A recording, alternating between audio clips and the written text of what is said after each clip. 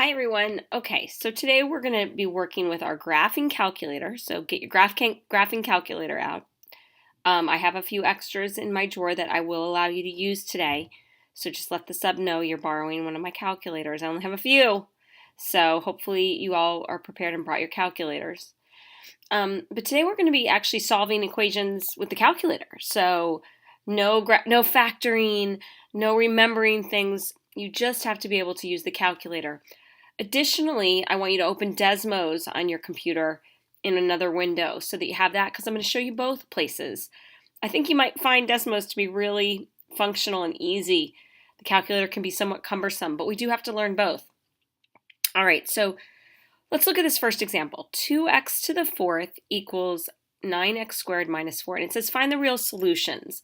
Well, if we were going to find the real solutions when we were factoring, we have to do the exact same thing here. We have to put it in standard form, set equal to 0. So I'm going to subtract the 9x squared, and I'm going to add the 4, and now it's equal to 0. But on the graphing calculator, we're going to enter this into the graphing calculator, so we have to do that in the y equals, so we actually have to have it in y equals form. So I'm just going to rewrite this, because this is how it's going to go into the calculator. And please forgive the coughing. All right, so now we grab the calculator and we press on the top left button. Let me quit so you can see exactly what I'm doing. You press y equals. All right, then we have to put in the equation. Now this is a little tricky. So we press the number 2. X is the second column, second button. You see the X, T, theta, and N. And then we raise it to, so we use this caret button to the fourth. And let me clear mine out because I should start over. Okay, so again, we've got y equals 2x to the fourth. So 2x raised to the fourth minus 9x squared. I can use the x squared over here. Oops, and I put it in the wrong place. See how cumbersome it can be? Okay, so 2x to the fourth. I got an arrow out and I didn't do that. So minus 9x minus 9, delete that, and delete that, 9x squared minus plus 4. All right, I'm going to verify that equation. That's exactly what I have. I'm going to go back to the calculator and I'm going to graph it. So I'm going to use that graph button on the right. Now this is going to be a nice, interesting graph. Look, it crosses the x-axis. Look, we've got 1, 2, 3, 4 roots. We know that it's a degree 4, so it could have 4 possible roots. And it's got 1, 2, 3 turning points. Again, 4 minus 1, the degree minus 1 tells me the number of turning points. But I want the calculator to actually calculate these zeros. Now, you may be able to see that one of them is 2 and one is -2, but you're not allowed to just do that because we never know based on the pixels of the calculator if that's accurate. So let's walk through the method. To do the zeros, we press the second button and then trace, which is right next to graph. And you may see that it says calculate. And this will calculate a lot of different things, but we specifically want the zeros, so we're going to arrow to 2. Now, the calculator actually acts like a camera almost. Do you see that blinking light? I actually want to calculate the far left 0. I can only do one at a time. So I'm going to bring that blinking light over to the left side of that 0.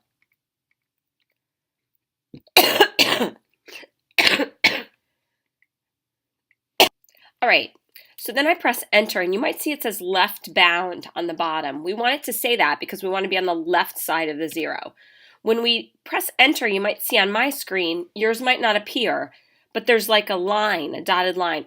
That means it's going to take kind of a picture in between the 2 lines I'm going to create. Now I got to go to the right side because you see it's asking me for right bound. So I'm just going to make sure I'm on the right side of the 0 and I'm going to press enter. Now you can see that it's going to calculate the 0 between those 2 arrows right up here. You see these 2 little arrows? So you want your 0 to be between them. And it's asking if you'd like it to guess. You press enter, the calculator guesses, and it tells me the 0 is negative 2, 0. So we have a 0 at negative 2, comma 0. There's 1. All right, we're going to do one more on this particular graph. Now, because of the symmetry here, then I know that this 0 over here is actually 2, 0, but we really should go through the method of calculating it, okay? But I'm going to just, in this case, say that we've got that other 0. All right, let's try the other 0.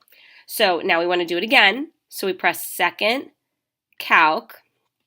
We go down to 0, press enter. Now we've got to go to the left side of the other 0. So I'm going to go over here. You can see the 0 is right about here. So I am on the left side. I press enter. And then I'm going to go to the right side by arrowing. And I'm going to press enter.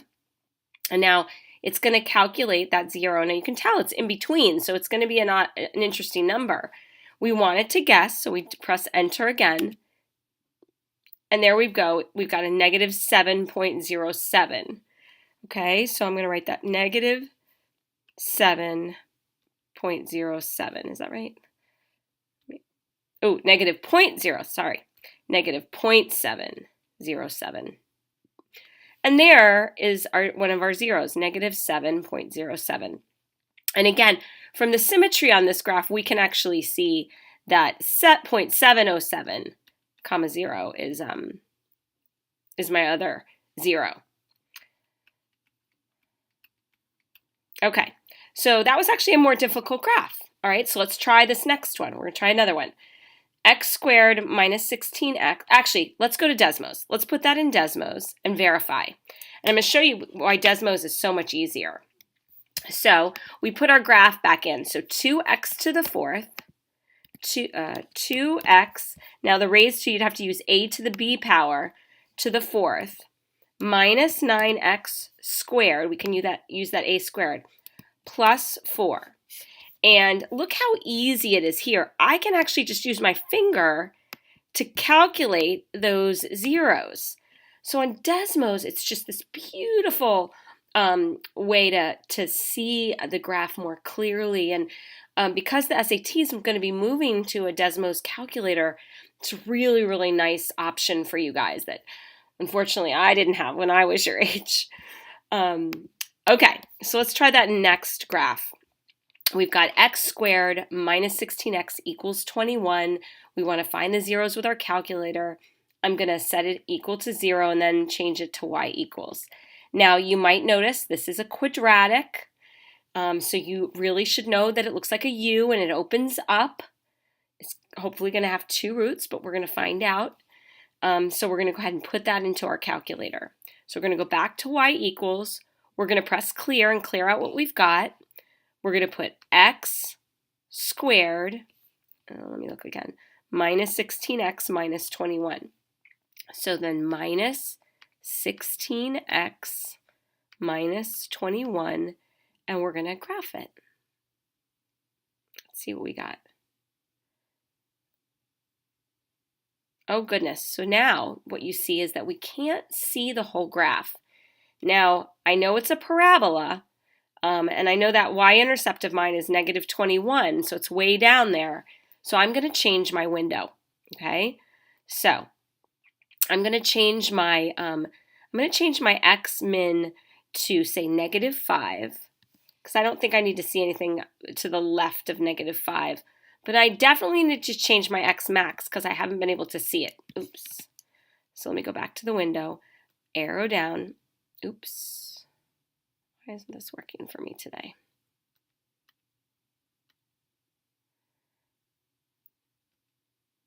All right, I'm going to change it to maybe 30. And then my y min, I'm going to change to, let's see, I'm going to change it to maybe negative 30.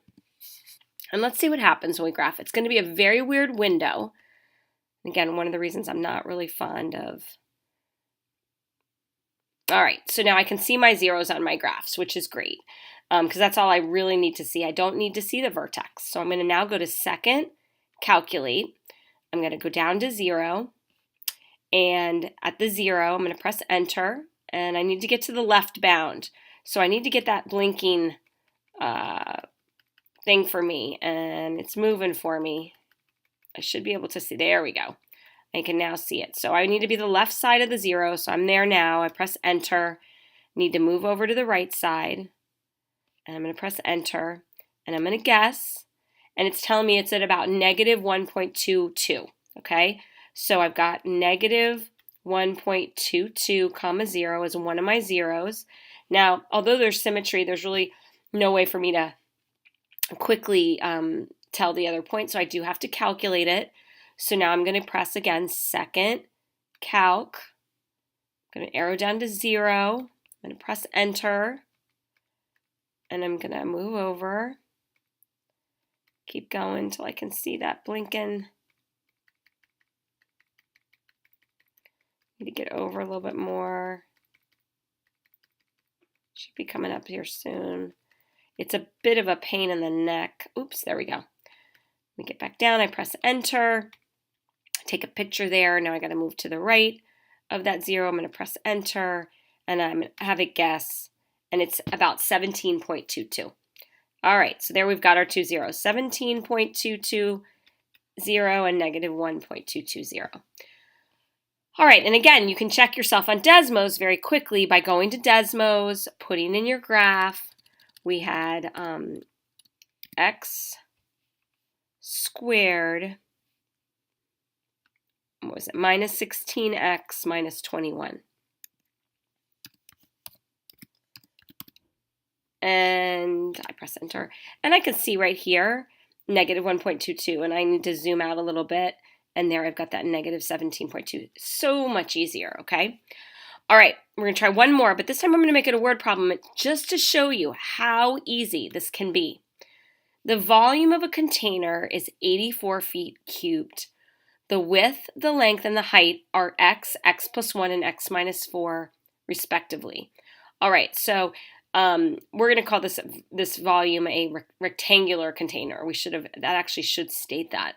And it says, what are the counter's dimensions? So I need to find x and then add 1 to it and then subtract 4 from it to get the dimensions. So the volume of a rectangular container, a rectangular prism, would be volume equals length times width times height. All right, so we get this equation of x times x plus 1 times x minus 4 equals 84, because that's the volume. Now, it's not in the form that I want, so I actually have to do some work here. So we've got to use the algebra. So algebraically, the easiest way would be to multiply this first. So that would give me x squared. I'm going to actually make the box just to remind you guys of the Punnett squares. I'm going to do x in 1, x in 4. So x times x gives me x squared. X times 1 gives me 1x. 4 times x gives me 4x. And 4 times 1 gives me 4. I see the like terms. Actually, it was a negative 4. So this would be negative 4x, and this would be negative 4. So that gives me negative 3x minus 4.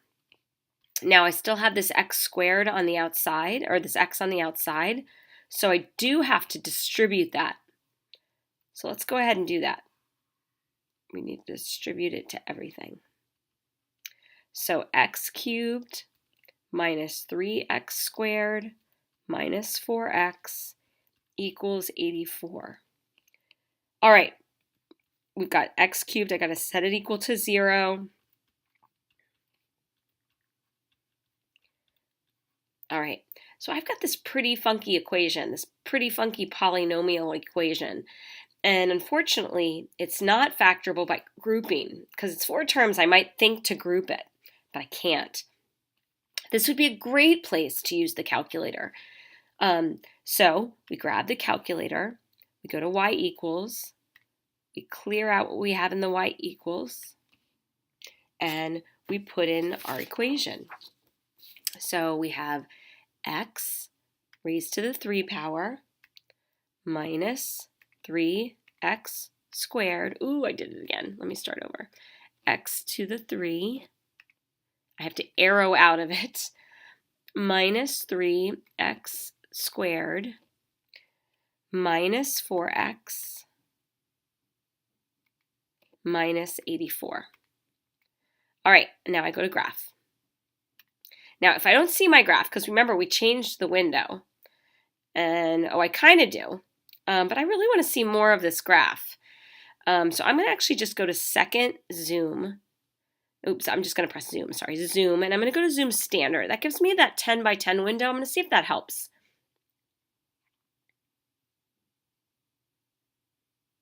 All right, now I know it's a cubic function. So, and you can see here I've got this graph here a little bit. So I'm going to work with that 1, 0 I have because that's the one I'm looking for. If there's another 0, I don't see it quite yet. Let's see if this one helps. All right, so we're going to go to second, calc, 0. And I need to be on the left side. And it says that I'm at x equals 0, so I'm going to press enter. And I'm just going to arrow until I get to the, looks like about, I need to be on like 7, x is 7.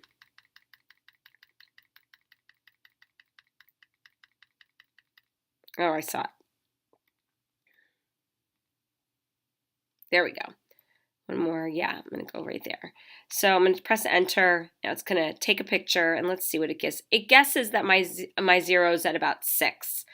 All right, so let's see if that works. I've got, then if x is 6, my 0 is at 6, 0, that tells me that my width is 6, my length is 7, and my height is 6 minus 4, which is 2.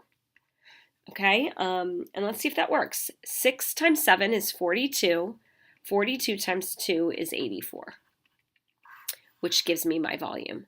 So that's another really, really great way to use it. And again, I'm going to try this on Desmos. So I'm going to put that into my calculator with the Desmos. I've got x cubed,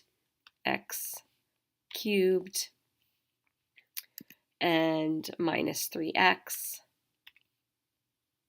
squared minus 4x minus 84. And I do expect you're doing this, but look how nice and clean that is. I can see the 0 right there. And if I want to zoom in, I can see that this graph does something funky here. It's got this change here, this root, and I'm going to talk about that when I get back to class, what's happening there. But for now, I want you to feel good about getting the zeros on your calculator. Now you're going to move on to the 5.3 Part 2 worksheet. I posted under topics, and hopefully this sub was able to make copies for you. But if not, you can just open it up on your computer and do the work on a separate sheet of paper or print it out for yourself.